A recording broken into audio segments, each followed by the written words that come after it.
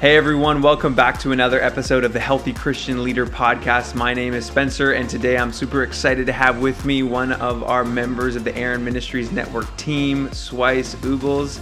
Pastor Sweis, how are you doing today? I'm well, my friend Spencer. It's good to be with you. I've been looking forward to this opportunity and looking forward to our conversation, but I'm doing well. Thank you. That's awesome. Now, Sweis, before we jump into the questions, could you just share with everyone who's listening today a little bit about your background, your context, how you found Christ, how you got involved in ministry?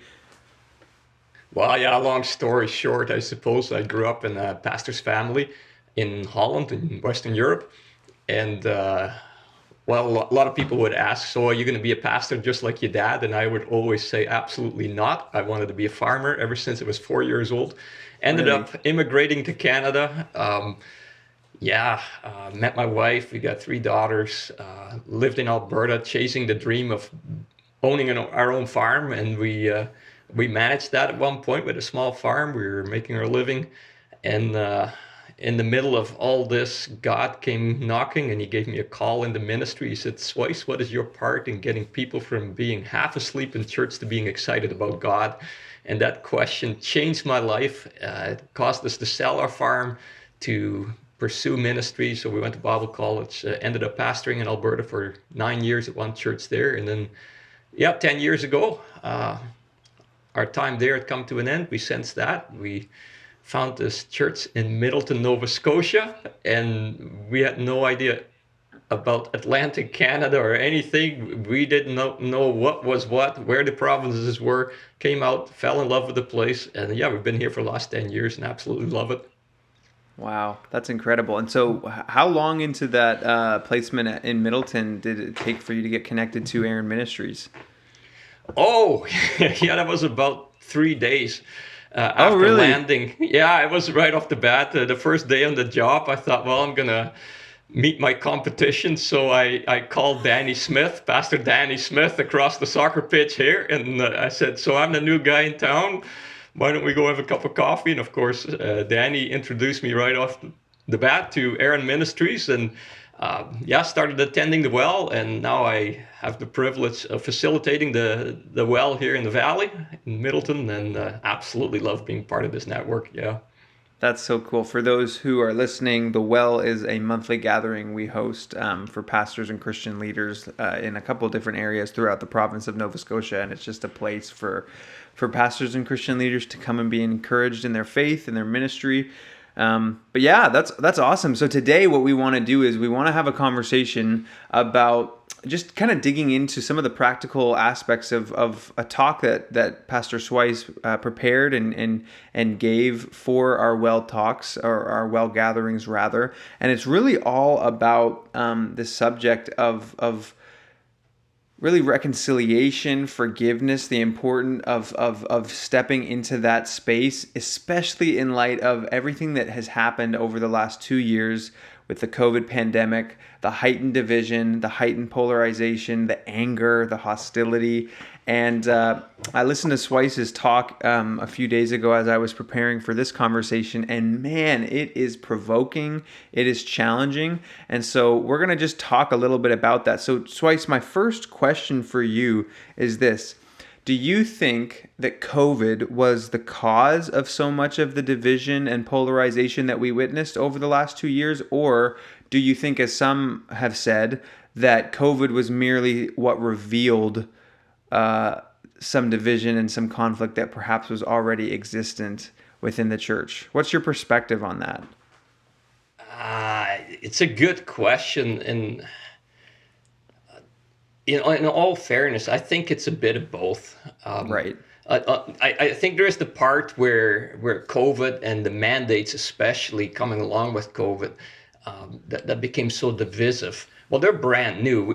3 years ago, we would have never even thought about it. There was something about, should unvaccinated kids go to school when there's an outbreak of this or that, but to have this, not being able to go to work because you didn't get the needle kind of thing.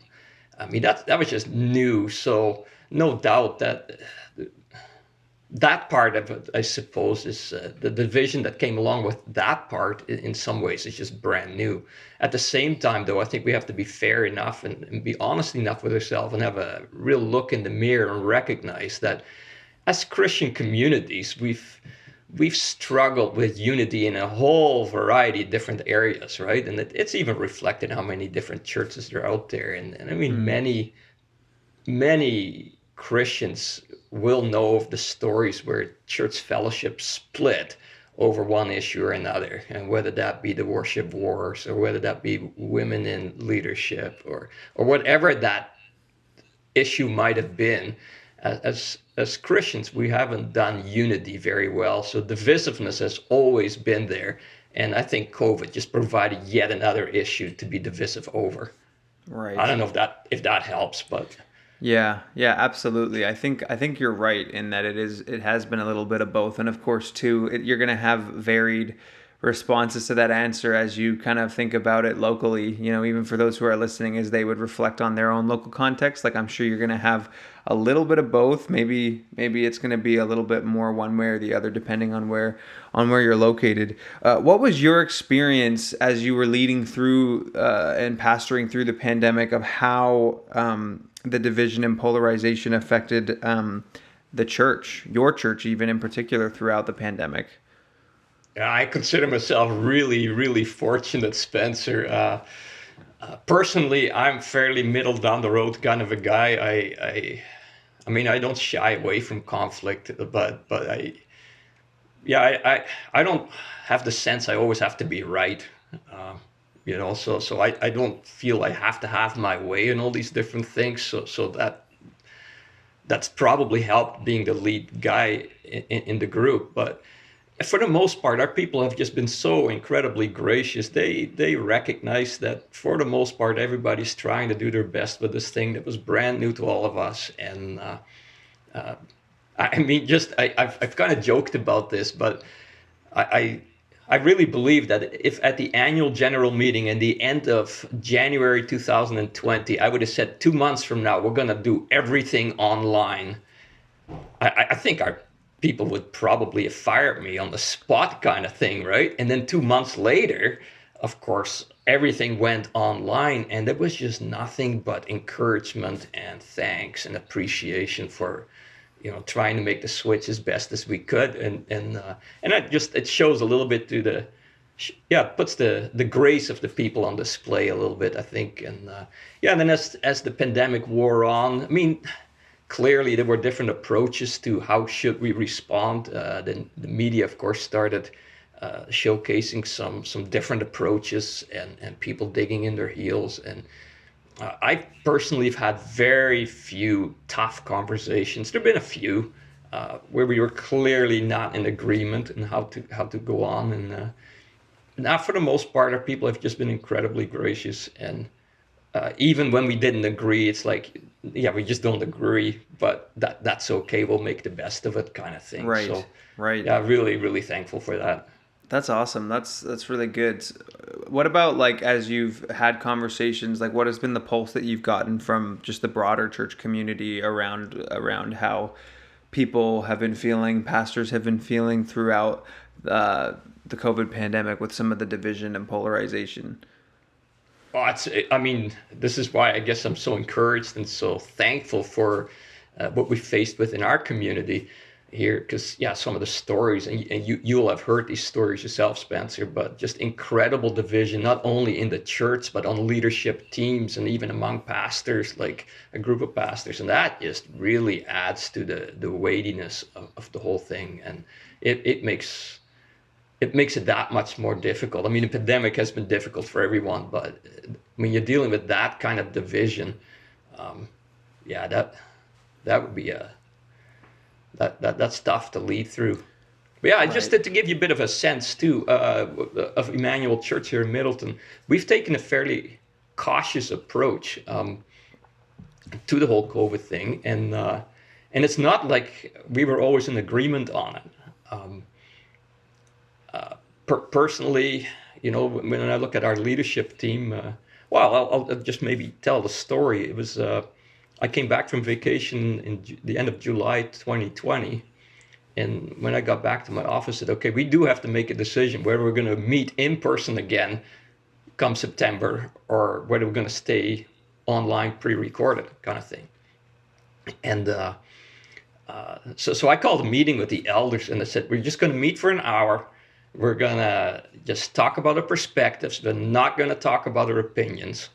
We're going to talk about the concerns, and then we're going to pray for the rest of the week about this issue. And so we gathered online and we did that. Each of us had a chance to kind of share our perspective, share our concerns, which of course had to do. Schools were going to go back in person, and the concerns that brought that along is there going to be a flare up in COVID cases and all that kind of thing. And so anyway, so we ended up just sharing. No opinions were shared about what we should be doing. And exactly a week later, we met again. And I just gave each of the elders a chance to share what they felt God was telling us. And across the board, 100% unanimity that we shouldn't be meeting in person. Now, personally, I was ready to go back to in person. So that now we have the potential for some tension, right? But I'm Right. also like I said, I don't always have to be right, and I think there's a part too where as a leader, we have to not only be humble in theory, we got to be willing to humble ourselves. And when our elders unanimously had this, no, this is what we're sensing God wanting us to do, and me initially not necessarily liking it, not agreeing with it, it's like, but I too have to submit myself, right?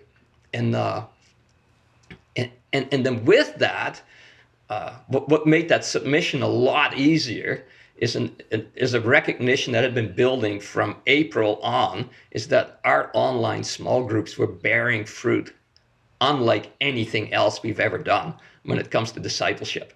Wow. I have, like, honestly, in 2 or 3 months, we've seen more evidence of spiritual growth in our people that belong to these groups than we had seen in the 2 or 3 years previous. And so I'm thinking, like, God, are you giving us an opportunity here to do things different for a season to really develop that part?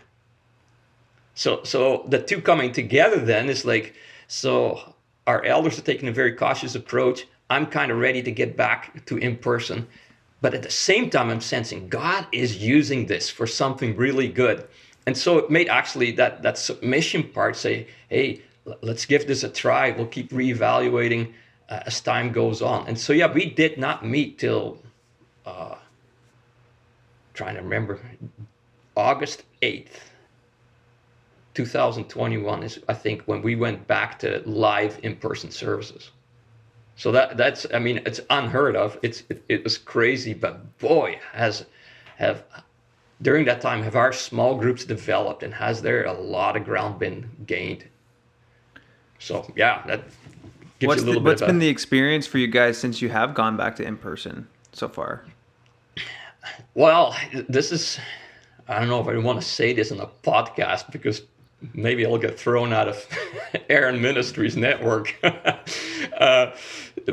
I guess we came to recognize that there's so much more to church than our Sunday morning. And we all know that to be true, right?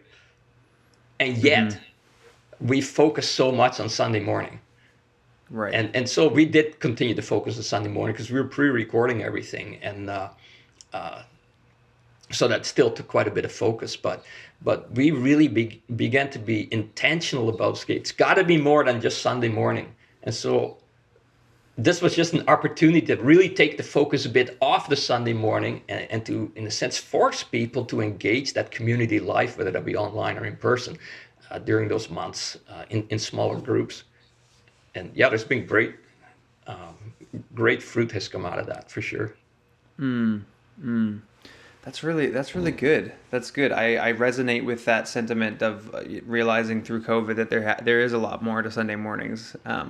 Sunday mornings, I think, are important, but it's easy to get lost in the crowd sometimes. It's easy to not be seen, to just show up and leave. You know what I mean? So that community aspect, where there's accountability and encouragement and and you're actually doing life together on a regular basis, like that's something that I know for us in our context, we've really rediscovered and dug into, and are trying our best to continue to carry it forward even now as we're gathering. So that's really interesting.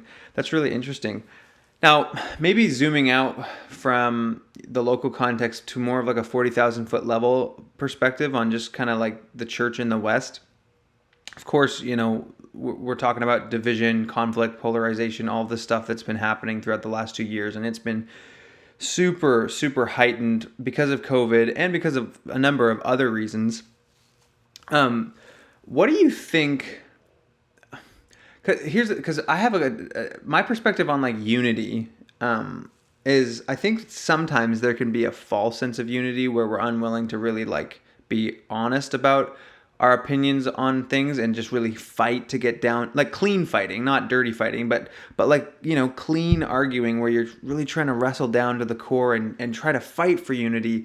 There's a false sense of unity where you don't go that deep, and then there's like a real sense of unity where you can get that deep. But so many times I find like in our churches, we never really get there. We never really get to like that deep, deep, deep place of unity because, we just settle for a surface level of it. And so I guess what I'm thinking is specifically in the context of COVID and the disagreements around COVID, you do have people who feel very strongly on both sides.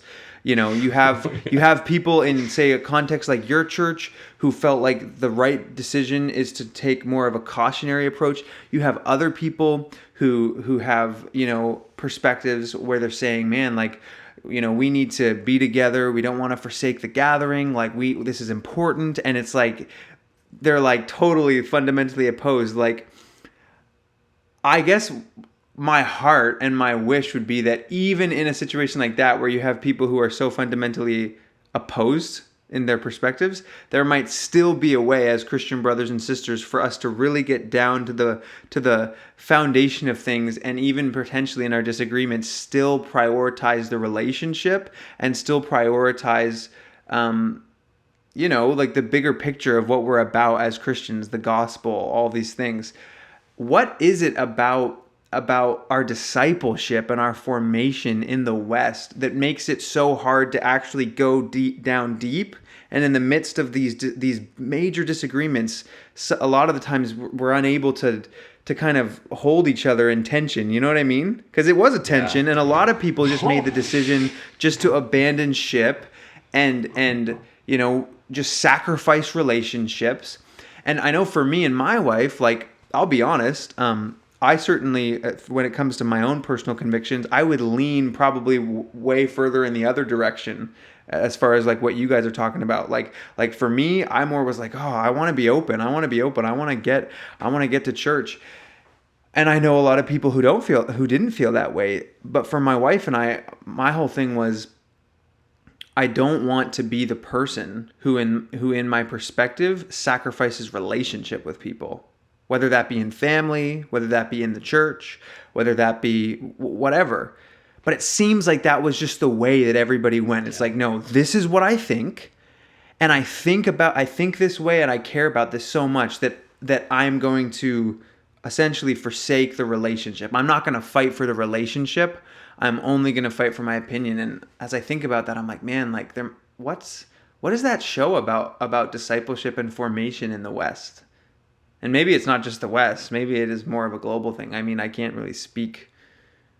You know what I mean? Do you get what I'm saying? Yeah. No, I think, Spencer, you're onto something. It's the right question to ask. Like when we're now faced with the reality of this division, and once again, in some ways, not having been able to stay unified through another issue that came along. What is that showing about our discipleship? And I think that really deserves a good hard look and some real soul searching. And my hunch is that we're not going to like what we're going to find when we do that. Like what is it with us that makes us believe that we have to be right? Like, I mean, we want to be right. I get that part, but that it has to be our way. I mean, that's, you fight for your way. And, but then you look at scripture, and I mean, First Corinthians comes to mind, right? Talks about these incredible spiritual gifts we've been given. But if you don't have love, it all adds up to nothing, Right. right? So it's so. Sometimes I think we can be right and yet be so wrong. We can be right about our opinion on a certain issue, but love went by the way, and in the process, we are just so wrong. It has undone everything right about our opinion about a certain issue. We lost the way of love, and that's the end of that. We lost it.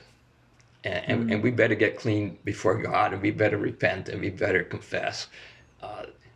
Because in the end, it's not by your COVID mandates that you will be known to be a follower of Jesus, right?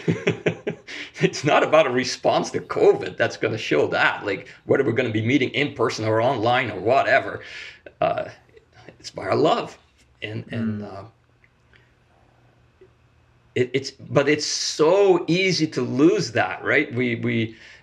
I actually think that there's some syncretism going on in our Christian faith, Okay. with I'm not sure we realize the power that consumerism has over us, and how much of that we've taken into the church and into our faith experience, or even living in a democratic society, how much of that we have taken into a church setting, right? So like the democratic society part is like, well, we vote, we the majority rules. It's like, oh, really? That kind of thing, right? And then consumerism. If you don't like something at the one store, what do, Spencer? You go to the next store. That's our default response. And so we take that into church, whether we like it or not. We've been influenced like that. And it's like, well, my church didn't respond to COVID the way I wanted to go. And so what do? We go to the next. That's the default setting. That's, well, not necessarily that we're going to do that, but that's how we live our lives, right? And like with the store example, we don't think in our decision of moving from one store to the next store about what the store owner is going to see that we've been loyal to over all these years, or the clerks, or whatever, right? Like love, relationships really don't enter into that. It's my rights, because I live in a consumer-driven society. I have certain rights, and I will claim my rights. And I think that just showed up really clearly in this whole last 2 years, where people were loud and proud about their rights, a lot more so than concerned about the way they showed love to people. And yeah, so what does that say about our discipleship? Well, you can fill in the blanks, I guess, but we got a ways to go. It's so interesting, because I know that people from the other side would probably make the same argument that you say about syncretism. They would just make it from the opposite side, and that, oh, the church is syncretistic with secularism, and the faith not having a place in the public sphere, and we've abdicated. So it's like, wow, like this is a really difficult issue. You know what I mean? It like, is. It's so complex. It's complex, and you start talking about like all the different influences. But I love what you said there about 1 Corinthians 14, or not 14, 13. And what book is it? I think I love Pete Scazzero. I don't know if you're familiar with Scazzero's works, but in one of his books, one of the emotionally healthy books, he talks about how we need to be a people who allow love to be the measure of our Christian maturity. And so many times, like, you look at that passage in 1 Corinthians 13, and people in our churches, in our formation, in our discipleship in the West, we make we feel as though we're like these great Christians because of X, Y, and Z, whether it's my spiritual gift or my Bible knowledge or my prayer life or whatever. And it's not to say that none of those things are important. Of course they are. And yet Paul puts love on number one. And it's like, for me, despite how complicated and passionate and nuanced the argument or the debate can get, to me, we're losing something massive. We're losing something so massive when we can't enter into that space of tension and still keep love as the primary thing. You know what I mean? And to me, that's what hurts my heart, is that I can acknowledge that I have strong opinions, and I can acknowledge that I have strong perspectives. And I can even acknowledge that I think I have really good reasons, biblical reasons, theological reasons to support what I think should have been done, or what I think, the approach should have been, or whatever. But the second you allow that perspective to cause you to demonize your brothers and sisters in Christ and be polarized, and it's like, oh, we're losing something. And I think that's what has really just challenged me, and really left me kind of grieving a little bit when I reflect on all that's changed in families and friendships, and especially now that we're in a season where all of a sudden it's not as big of a deal anymore. You know what I mean? Like, we're kind of back into the flow, and so it makes you on this side of things look back and be like, was it really worth it?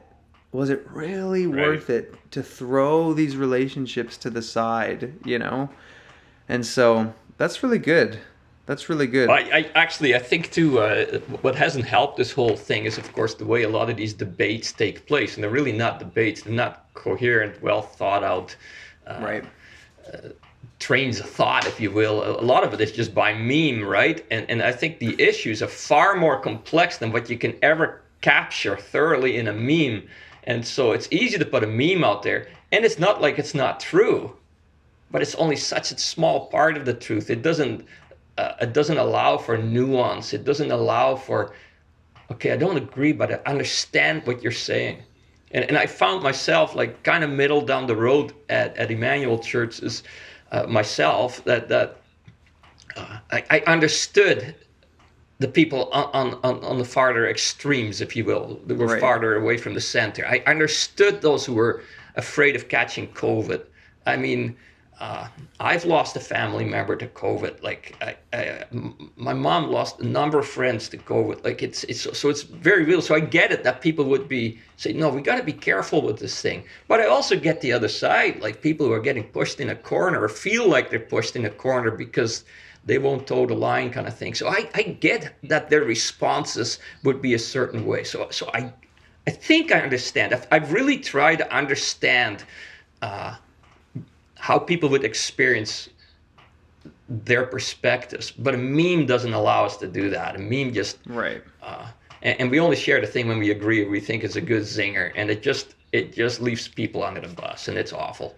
And and just to give a little perspective to it, Emmanuel Church, like we when we were not meeting, we were pre-recording our services. We were challenging our people to gather in family living rooms, like we called it the living room church or something like. That's cool. So gather the same group of people on Sunday mornings or whenever you want to do this, whenever this works out for you, and then so they would worship together, they could sing together, they could have coffee together. There would be their little groups of 10 or 25 or whatever were allowed at the time, whatever the rules were, right? And then at the end of the video, there would be some discussion questions. So that was the idea. So it was not like, well, we're not. Just want to make sure that I didn't give the wrong impression that we're so scared of COVID, everybody stay home, don't move. Like, no, that would not have been a good reflection of what we're trying to do. So, sure. So in light of all this, why do you think it is so hard for some people to just let go and do that hard work of forgiveness and reconciliation? Because right now, that's the crossroads that we're at. There's an opportunity here for us to reflect and to look back and say, okay, you know what? Maybe there's some forgiveness that needs to be offered. Maybe there's some work towards reconciliation. But there's some people that perhaps will make that choice, but then perhaps there's others that will choose to just stay where they're at and forgo that. Why do you think that is? I mean, why do people hold on to unforgiveness at any given time, right? Why do we allow bitterness to grow in our heart? Why do we allow relationships to be broken over, a lot of times actually, fairly insignificant things? Not that they don't matter, but compared to a broken relationship and God's will regarding these broken relationships, I mean, we've been given the ministry of reconciliation, right? If we can't even do that in-house, like, we got a real problem. So, so why is that? Yeah, I think you talk about pride, lack of humility, and again, that I have to be right, or they have to come to me and apologize first, or ask for my forgiveness, or all the crazy things that people end up believing, right? It's Right. yeah, I think what it points to again is that question you asked earlier. What does this say about discipleship in the Western church? Uh, we got a ways to go. It's and again, it's the the ways of this world have crept into our thinking. Like we may be sitting in church on a weekly basis and really take our faith serious, but we got a ways to go. There's I you know the saying, you don't know what you don't know. Like sometimes you're just totally unaware of your blind spots, kind of thing, and yeah, it. I don't think it's a stretch for this to sneak into our lives, this unforgiveness that turns into bitterness over time. And man, they were wrong. And I can't believe they were saying that. I can't believe they were thinking that on either side of the issue, right? Like it's, yeah. So what does it look like for you maybe in this season? I don't know if you have had to work through any kind of forgiveness or reconciliation with anyone, but whether it's been this season or even drawing from the experience of past seasons, like how have you been able to make that journey into forgiveness and reconciliation? What does that process look like for you when you've been in those moments and in those opportunities? Yeah, so when it comes to this journey of the last 2 years regarding COVID, though I've really worked hard at keeping the door wide open to not allow differences of opinion to break relationships and to destroy relationships. And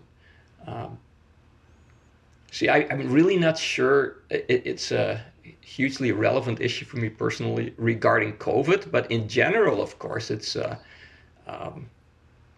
yeah, avoiding getting there is one helpful step, right? Like make sure you stay in conversation with people, those people who think very different.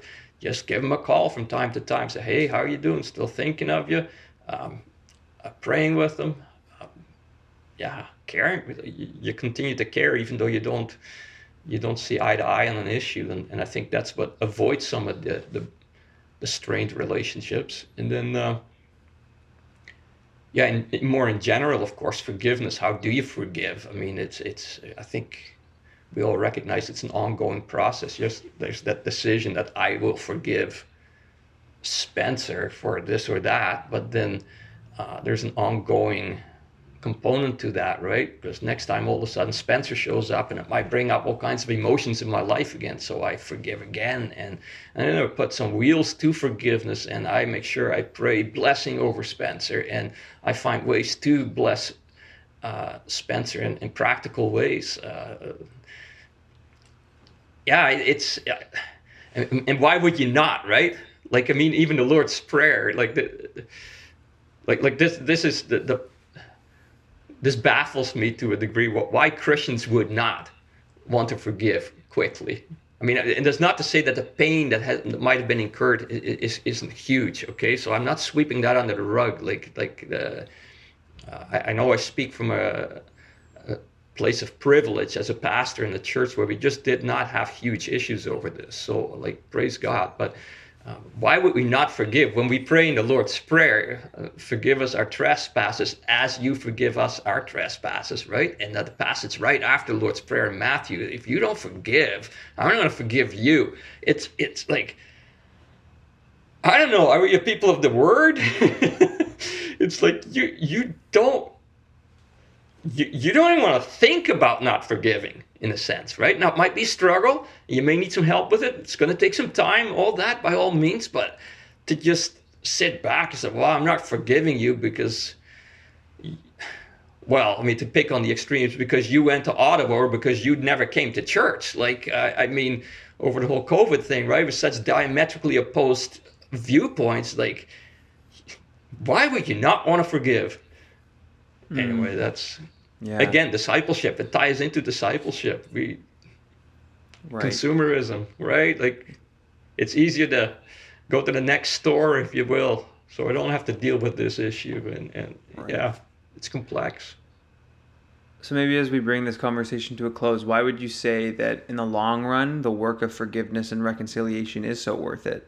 for those that may find themselves, maybe people who are listening, who are pastors, who are Christian leaders, they've found themselves in some really tense situations, and there's some extremes in their churches, and maybe they even have their own perspectives. Maybe listening to our conversation today, like they land wherever on the spectrum of this issue, and why is it so worth it in the long run to do that hard thing and actually forgive and actually work towards reconciliation and restoration of relationship?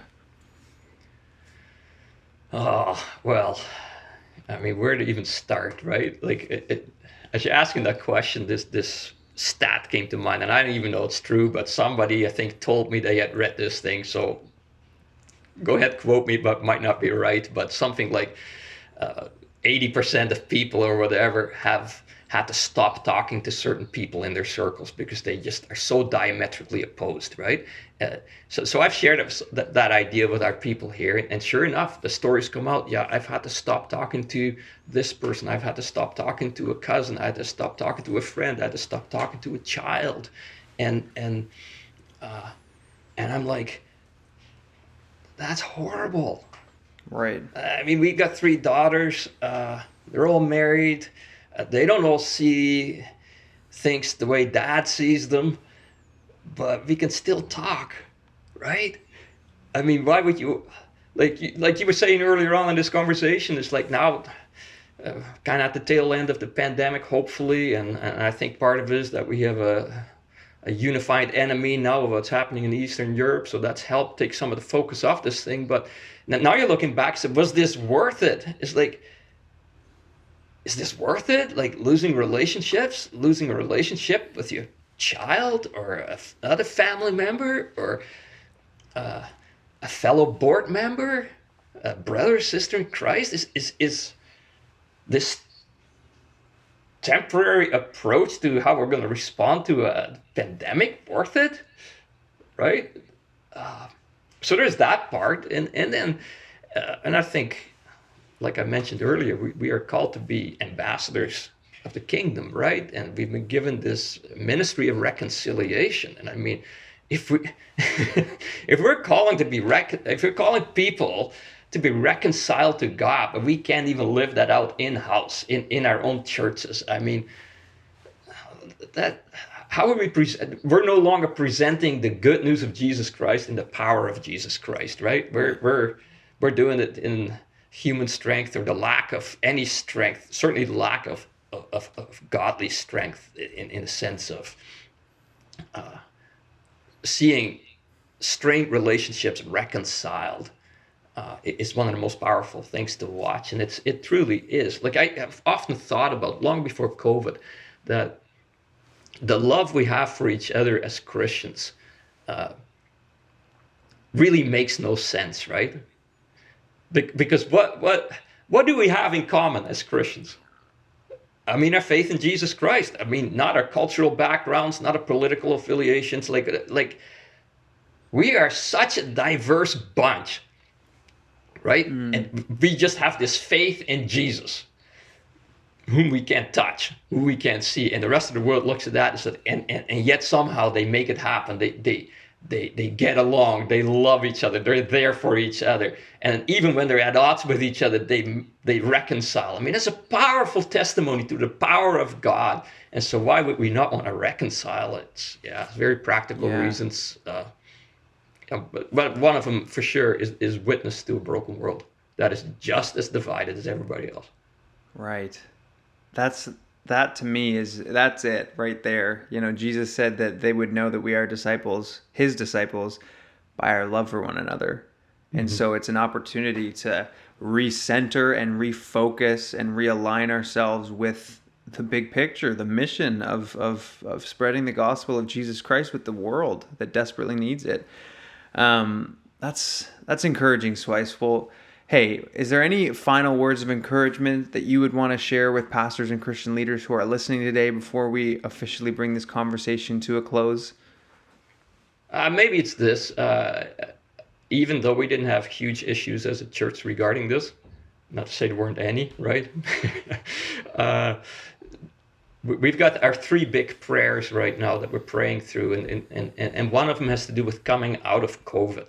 That these negative effects, including the division and the polarization, would not remain for forever, if you will. That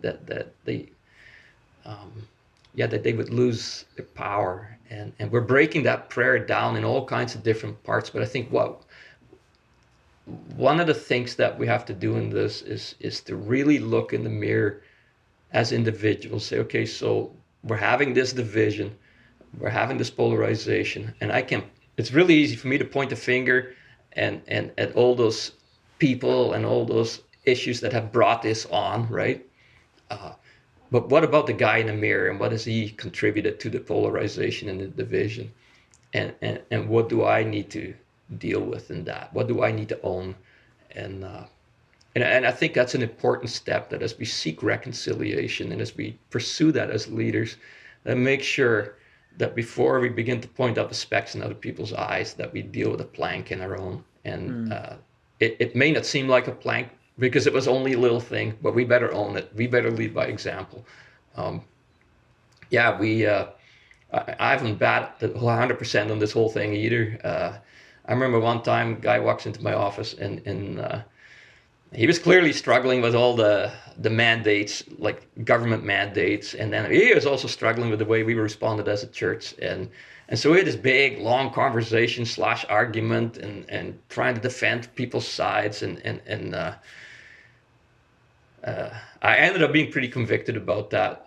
And it's not like what I was saying was wrong, because I believe what I shared with him was right, but I did the wrong thing. As a pastor, I should have recognized his struggle more than feeling the need to correct his thinking, kind of thing. And so I actually messaged him the next day. I said, hey, just about our conversation yesterday, I just wanted to apologize. I see you were struggling. I shouldn't have been arguing with you. I should have been praying with you and for you. And so anyway, like short accounts that way, right? And you move on, and there's it avoids the drifting of relationships going totally strained. So look in the mirror. Start there. Start there. Well, I received that word of encouragement, and I pray that all those who are listening to this podcast would receive that as well, and take some honest time to reflect and prayerfully consider what the Lord might be asking you to do as a leader and as a pastor in this season, as we are coming out of what has been a long season with COVID. But that is all we have for today. We are so thankful that you took the time to be on the podcast, Pastor Sweis. We're praying God's blessing and favor over your guys' church and ministry as you continue to serve your community and serve Christ. But for all those who are listening, if you haven't already, make sure that you subscribe to our podcast on iTunes, Spotify, whatever the platform it is that you listen to it on. And if you prefer to watch podcasts in video format, we also have the video form of this conversation available on our YouTube channel at Aaron Ministries Network. You can subscribe to us there and stay in the loop with all of the content that we're releasing there on a monthly basis. That's all we have for today. Thank you for taking the time to listen to this conversation. We look forward to sharing another one with you shortly to come. Thank you. Bye-bye.